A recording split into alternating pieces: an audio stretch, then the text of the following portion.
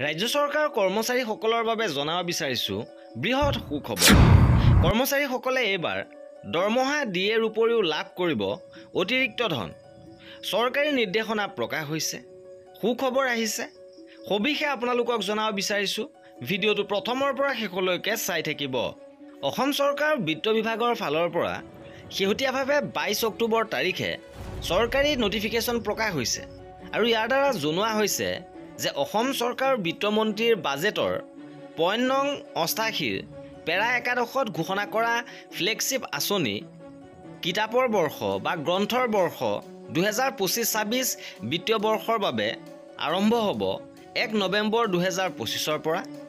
এই সন্দৰ্ভত বিত্ত বিভাগে ইতিমধ্যে এই ব্যয়ক বিত্তীয় অনুমোদন প্ৰদানৰ দিশত সন্মতি লাভ কৰাৰ পৰা ৰেহাই দিছে।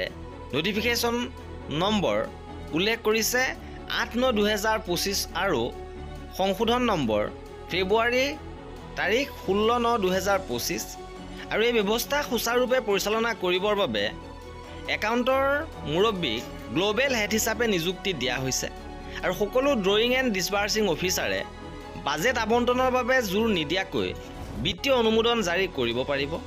অৰ্থাৎ নৱেম্বৰ মাহত কিতাপৰ বৰ্ষৰ উপলক্ষে চৰকাৰে যি আৰ্থিক অনুদান আগবঢ়াব, প্ৰতিজন কৰ্মচাৰীয়ে সেই আৰ্থিক সকাহ লাভ কৰিব। আৰু এয়া আছিলে এই ভিডিঅ'টোত। পৰৱৰ্তী আপডেটৰ বাবে আমাৰ চেনেলটো ছাবস্ক্ৰাইব কৰি ৰাখিব।